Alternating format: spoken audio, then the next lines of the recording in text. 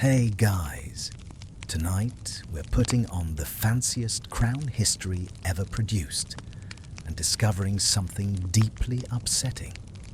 Being an Egyptian pharaoh was not the luxury spa retreat movies promised. This was not lounging by the Nile with grapes and servants fanning you while soft harp music plays.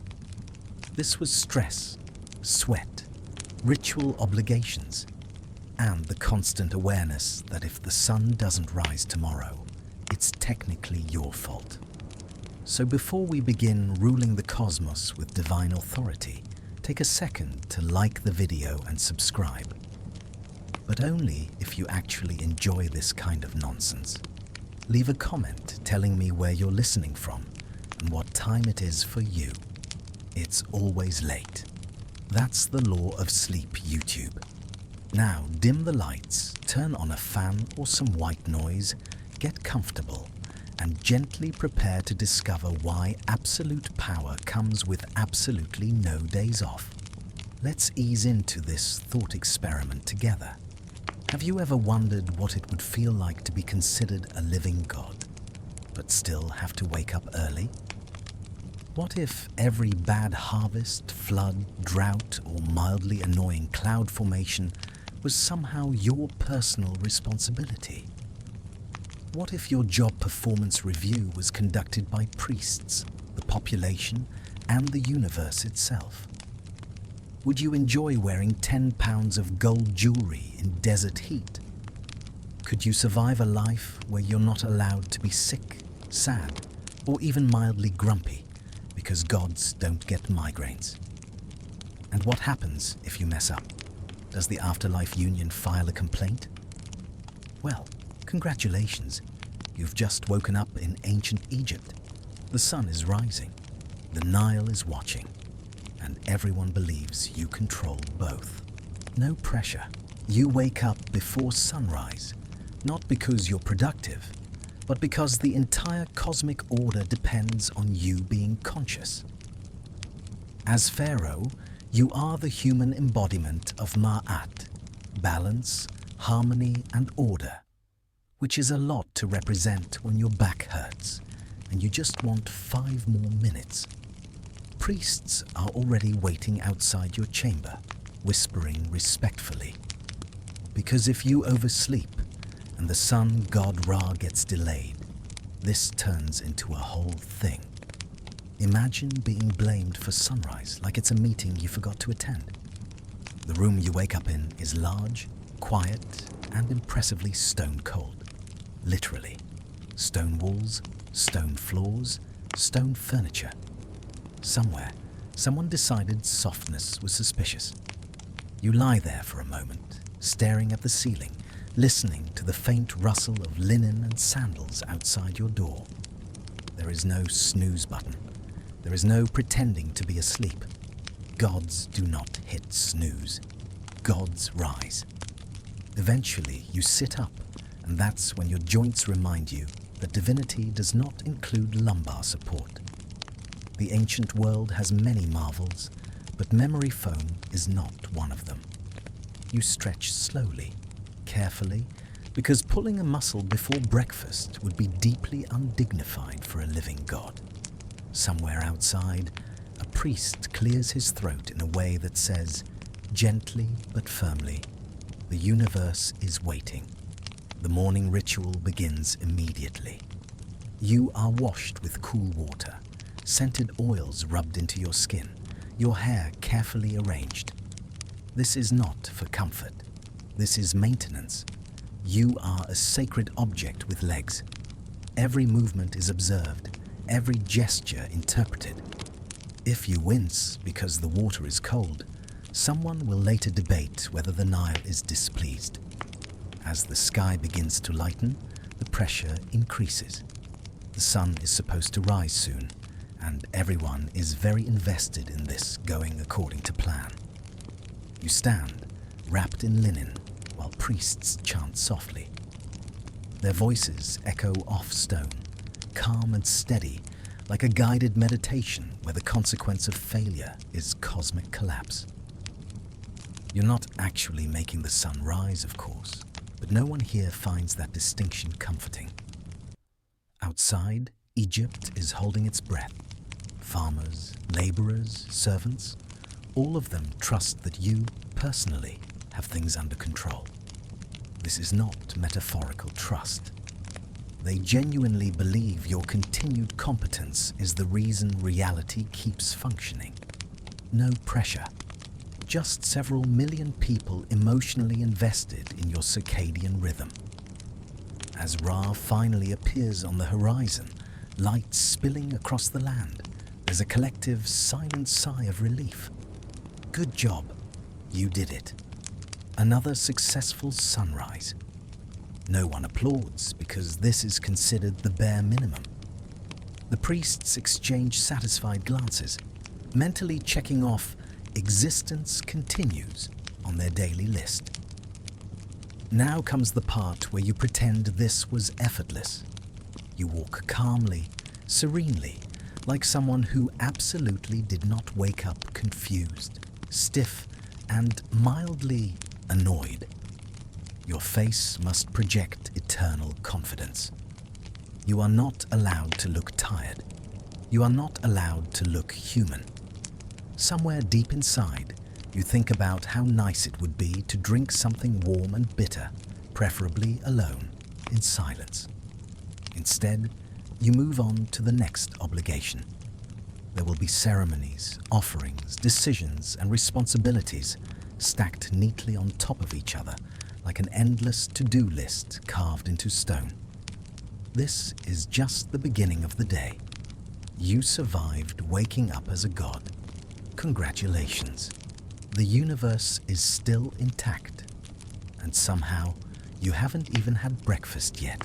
Now it's time to get dressed, which sounds simple until you realize your outfit weighs about as much as a small child.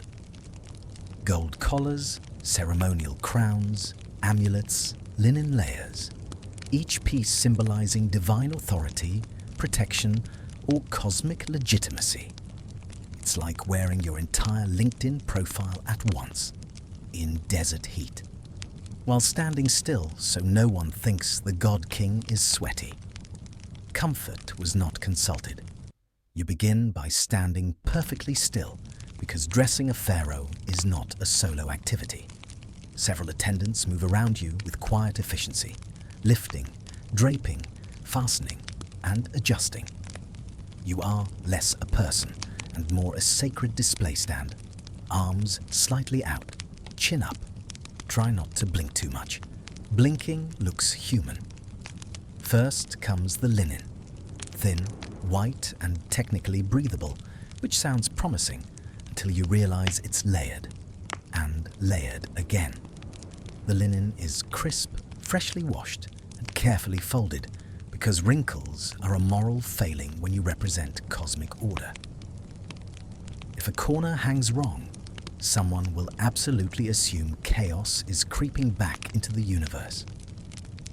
Next comes the jewelry. This is where things escalate. A broad gold collar is placed around your neck, cool at first, then slowly warming as it absorbs your body heat and your regrets. It presses gently but firmly against your shoulders, reminding you that symbolism has weight. Literal, measurable weight. Gold amulets follow, ankhs for life, scarabs for rebirth, protective charms for every organ you might lose in the afterlife. You jingle softly when you breathe. Someone adjusts your belt, heavy with the decorative elements that serve no functional purpose beyond shouting. This man controls the floods. You resist the urge to shift your stance. Moving too much suggests impatience, and impatience suggests you are not fully committed to eternity. Best to endure. Then there's the crown. Maybe it's the Nemen's headdress, striped and iconic, or a more elaborate ceremonial crown depending on the occasion. Either way, it sits on your head with quiet authority, slightly tighter than you'd like. It is not designed for comfort. It is designed to be seen from a distance by thousands of people squinting in the sun. If it pinches, That's between you and the gods. By now, the heat is making itself known. Gold does not breathe. Stone rooms do not circulate air. Fans have not been invented yet, unless you count people waving large leaves nearby. You feel a bead of sweat forming and immediately commit every ounce of willpower to pretending it does not exist. Pharaohs do not perspire. They glisten, allegedly. As final touches are made, someone steps back to inspect you like a completed statue. Adjustments are made in millimeters. A necklace straightened, a fold smoothed. The goal is perfection, or at least the illusion of it. You are not just dressed, you are curated. When you finally move, the sound of metal follows you. A soft clink with each step, like a very expensive wind. Chime. You walk slowly, deliberately, because tripping while dressed like a sacred treasury would be remembered for generations. Somewhere, a scribe is already prepared to write this down if you embarrass yourself.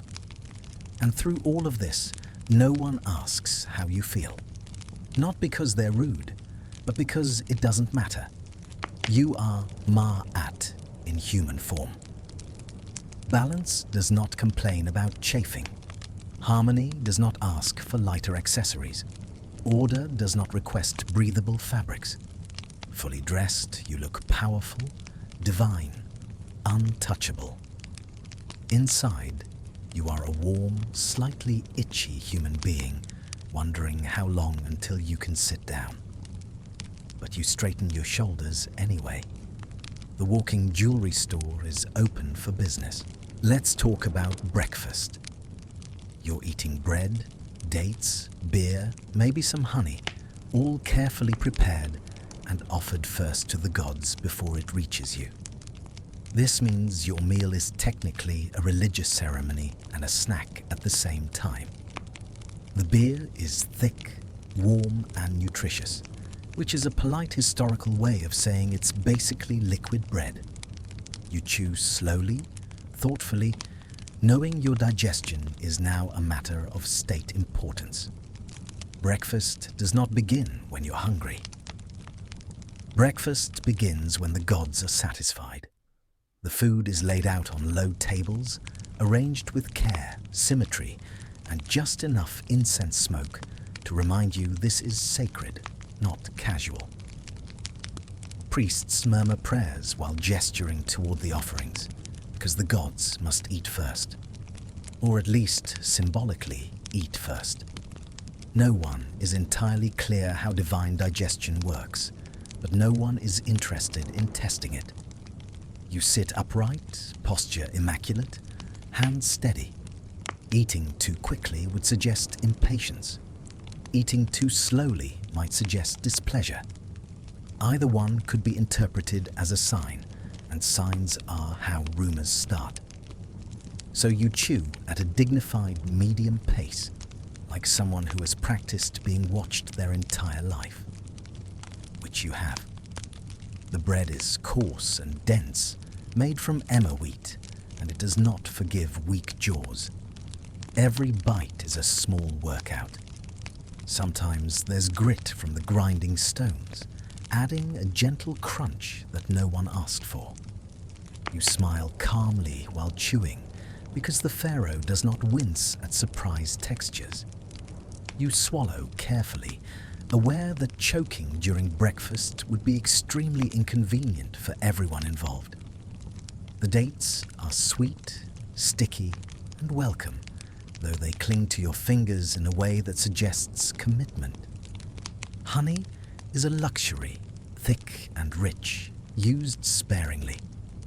It feels indulgent until you remember it was placed here to honor gods, not to delight you. Enjoyment is secondary. Symbolism comes first. Then there's the beer. Not cold, not bubbly, not refreshing. This is beer as sustenance, beer as survival, beer as slightly fermented porridge.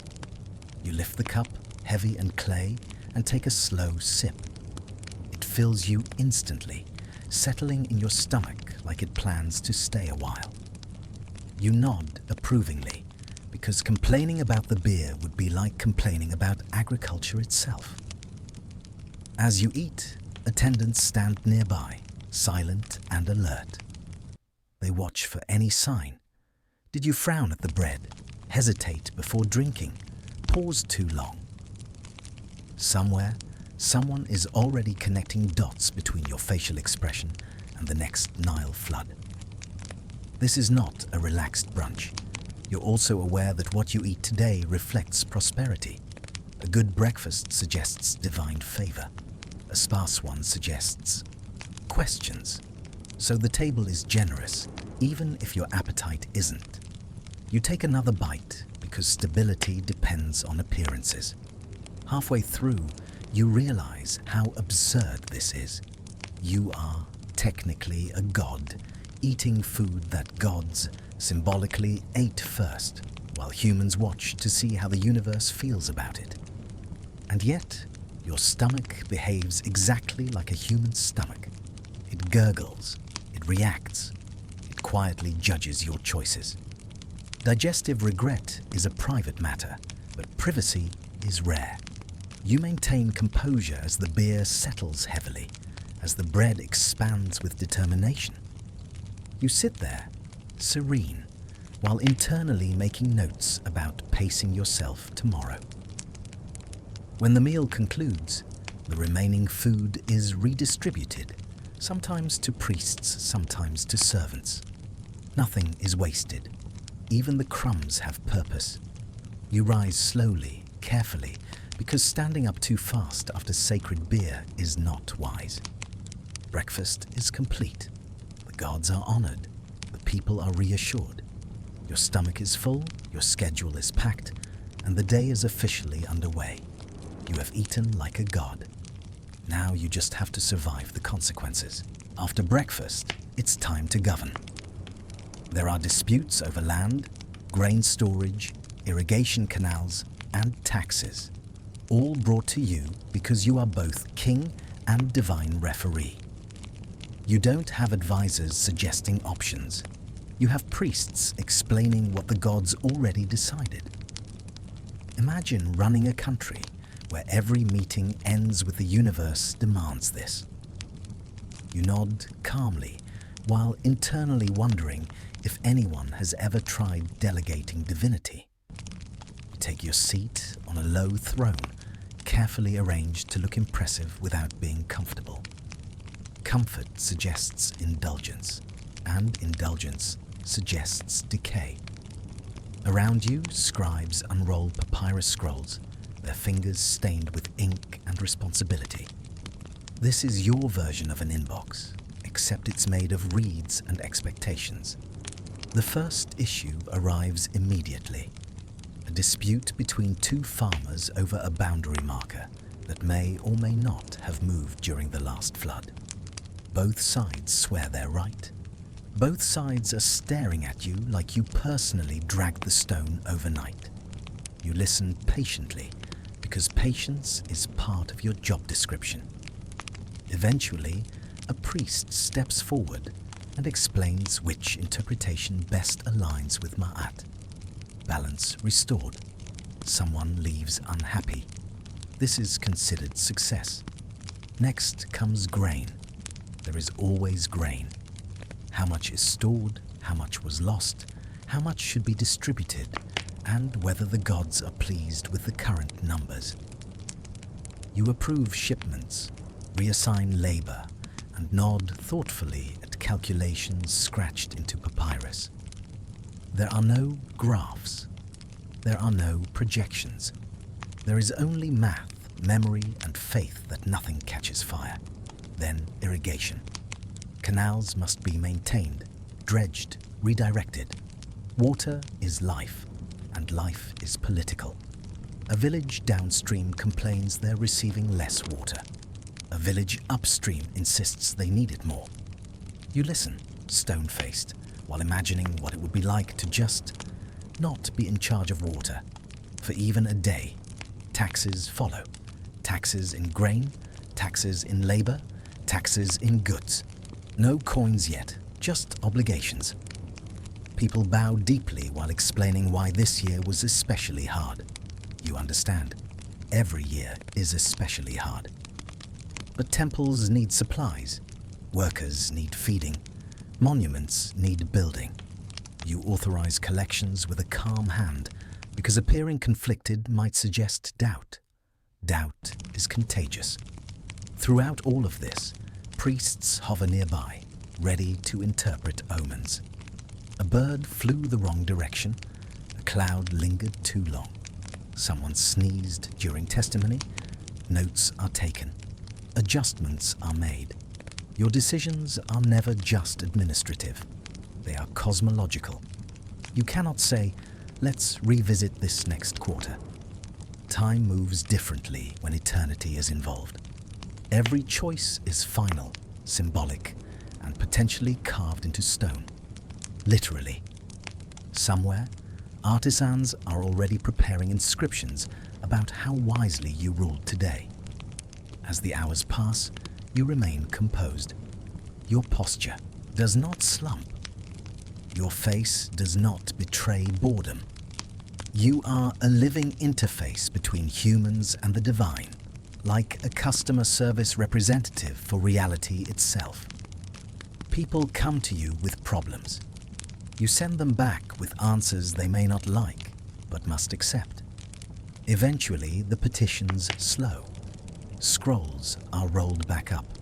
Scribes stretch their cramped hands. You rise from the throne slowly, joints protesting beneath layers of gold and linen. Another morning of ruling complete. The empire continues functioning. The universe remains stable. You've governed without spreadsheets, without advisors offering alternatives, without the luxury of uncertainty. Just papyrus, priests, and the quiet understanding that if something goes wrong tomorrow, they will all look at you again. Now we move into rituals. So many rituals. Daily offerings, temple visits, prayers, festivals, symbolic acts to keep chaos from eating reality. You can't skip these, ever.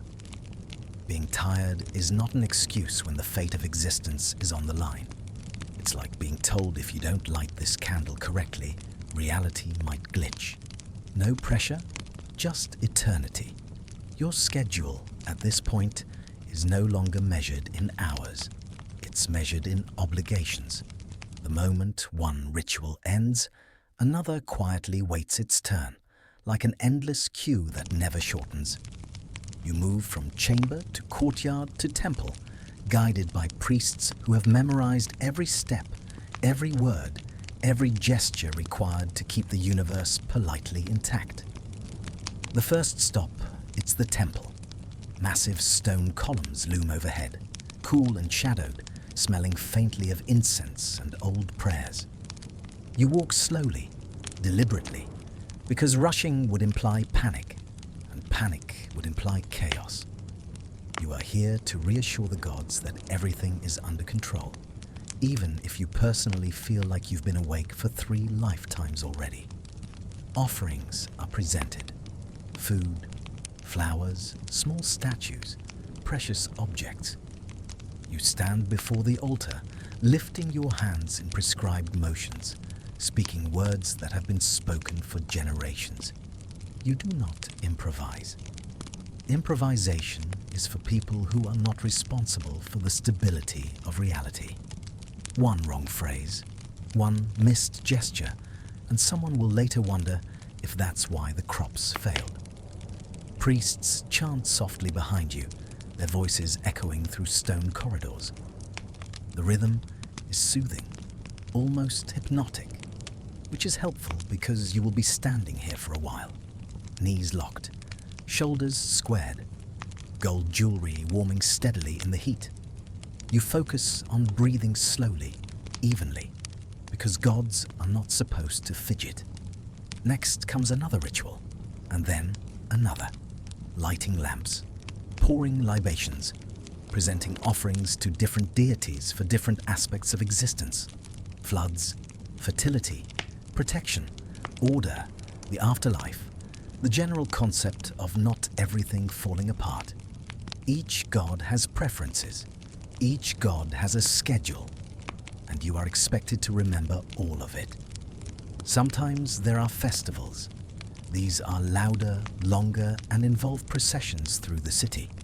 You ride or walk in full regalia while crowds cheer, celebrating the gods, and, by extension, you. It looks joyful. It feels extensive. Smiles must be maintained. Blessings must be given. Hands must be raised in just the right way, so no one thinks the divine is distracted.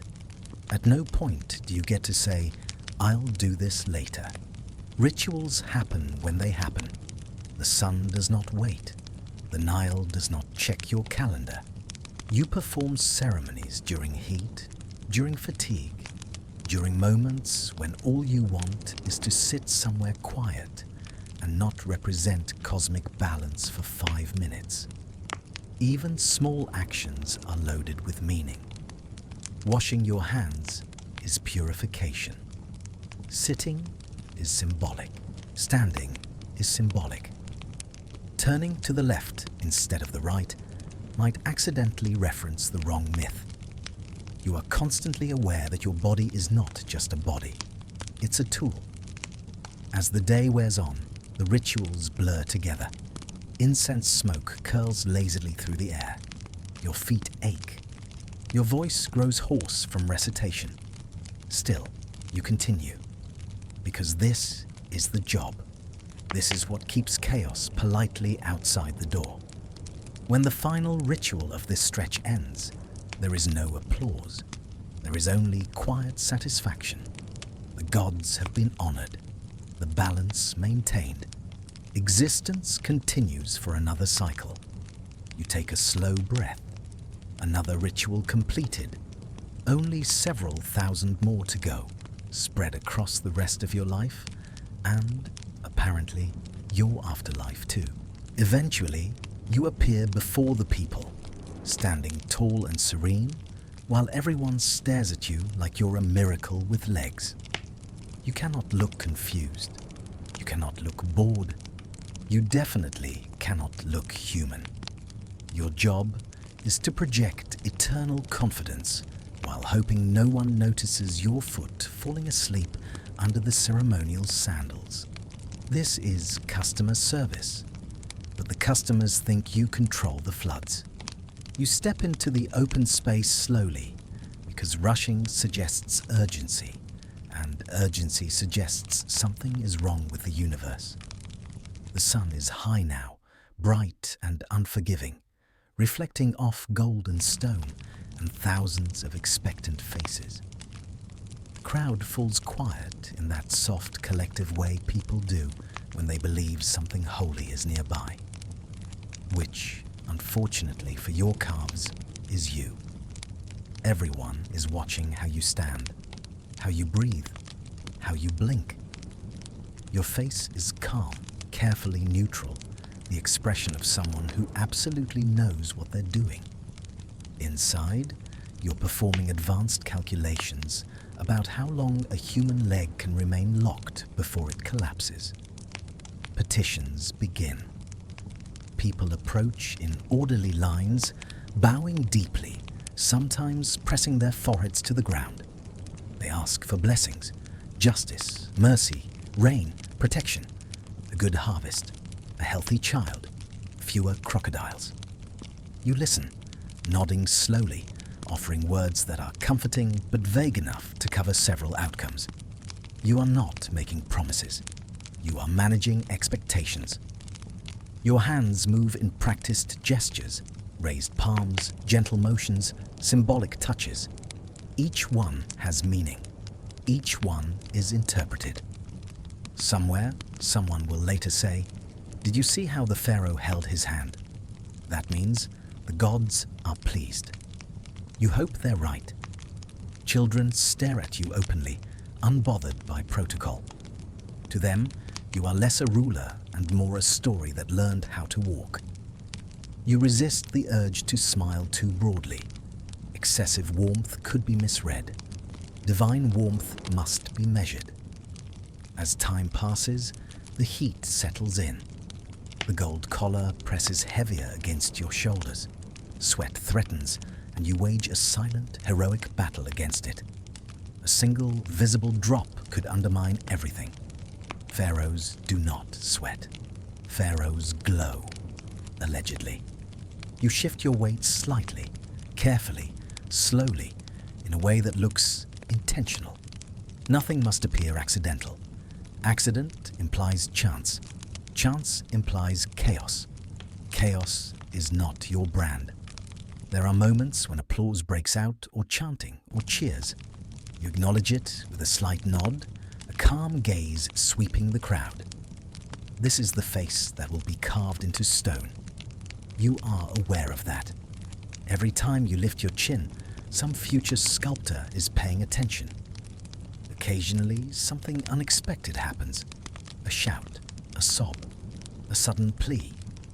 You respond without flinching, because flinching would be noted. You offer reassurance, a blessing, a gesture that says the gods see you. Whether they do or not is not your department. Your department is appearances. After what feels like several lifetimes, the crowd begins to thin. The petitions slow. The noise softens. You remain composed until the very end, because leaving too early might suggest impatience. Patience is divine. Patience is exhausting. When you finally turn away, walking back toward the shade of stone corridors, your muscles release their silent protest all at once. Your foot tingles back to life. Your shoulders sag, just slightly out of sight. No one sees this part. That's the point. Out there, you are a god. In here, you are a person who stood still for hours in sandals, designed for symbolism, not circulation. Public appearances complete. The floods are still coming. Everyone is satisfied. For now. And finally, there's the small matter of death. Specifically, yours, while you're still alive. Tomb construction, funerary texts, statues, offerings. It all starts early, because eternity waits for no one. Your afterlife resume must be flawless. Imagine planning your own funeral for decades, knowing it has to impress gods, ancestors, and history itself. Relaxing bedtime thoughts, really. This part of your job never quite feels real, even though it's very real. You are alive, breathing, walking around in gold, and yet a significant portion of your day is devoted to making sure future you survives death correctly. Not emotionally, logistically, spiritually, bureaucratically. Somewhere not too far away, stonecutters are already at work on your tomb. You visit occasionally, escorted through dusty corridors, inspecting progress like someone checking on a long-term renovation project they fully intend to move into after dying. The walls are being carved with scenes of your life. Victories, rituals, offerings, edited carefully to remove moments of doubt, fatigue, or indigestion. You watch artisans chisel your face into stone. It's an idealized version, of course. Strong jaw, calm eyes. No signs you ever stood for hours wondering if your foot would go numb. This is the you that eternity gets. Then there are the funerary texts, spells, prayers, instructions for navigating the afterlife. You review them with priests who speak in calm, reassuring tones while explaining exactly what could go wrong if a word is missing. Forget a line, and your heart might betray you in the Hall of Judgment. No pressure, just the fate of your soul. Lists are made, amulets to be buried with you, statues to house your spirit if something goes wrong, food offerings for the journey, boats, furniture, shabti figures, little worker statues meant to labor for you in the afterlife, so you don't have to. Even in eternity, delegation is key. You sign off on all of it, nodding thoughtfully, because this is normal here. Everyone accepts that the ruler of the land must actively prepare for their own death while still attending meetings and festivals. Multitasking, ancient addition. There's a strange comfort in the certainty. Death is not an unknown terror. It's a destination with directions, supplies, and backup plans. Still, it's unsettling to know that every decision you make today is being quietly weighed against how it will read on a tomb wall centuries from now. You are reminded often to live well, rule justly, honor the gods, because your heart will be weighed against a feather, literally.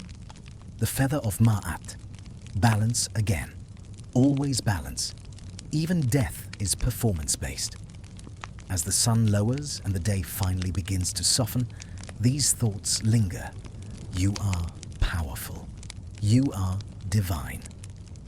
And yet, you are also deeply invested in making sure your name is pronounced correctly thousands of years from now. Eventually, you leave the tomb site and return to the living world. The noise fades, the dust settles. For now, you are still here, still ruling, still holding the universe together, one ritual, one decision, one carefully managed expression at a time. Death can wait. Eternity is patient. And tomorrow, you wake up again before sunrise, because the cosmos does not care that you've already planned your funeral.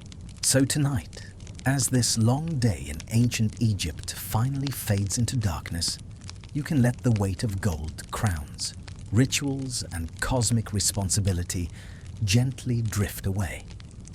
You survived waking up as a god who desperately needed rest. You carried jewelry heavier than your own expectations. You ate sacred bread and beer knowing your stomach was part of state policy. You governed an empire with nothing but papyrus, priests, and faith. You stood before crowds without blinking, and you calmly planned your own eternity before dinner. And somehow, through all of it, life went on. The sun still rose. The Nile kept flowing. People laughed, worked, hoped, and slept beneath the same stars you watched from stone halls. History often paints pharaohs as distant and powerful, but underneath the golden ceremony were human beings enduring long days, heavy duties, and impossible expectations, just with much worse footwear. So, as you lie here now, in a clean bed, with soft sheets, modern silence, and the incredible luxury of not being responsible for cosmic balance, take a quiet moment to appreciate that. You are not required to wake the sun. No one expects you to personally manage the floods. And tomorrow, you don't have to supervise the construction of your own tomb. History may be brutal, uncomfortable, and occasionally absurd, but it's also proof that humans have always adapted, endured, and found ways to carry on, even when reality demanded perfection from them. Let your breathing slow. Let your thoughts soften. The ancient world can keep its rituals and responsibilities for tonight. You've done enough. The universe is stable. The sun will rise without you. Rest now. Sleep deeply. You've earned it.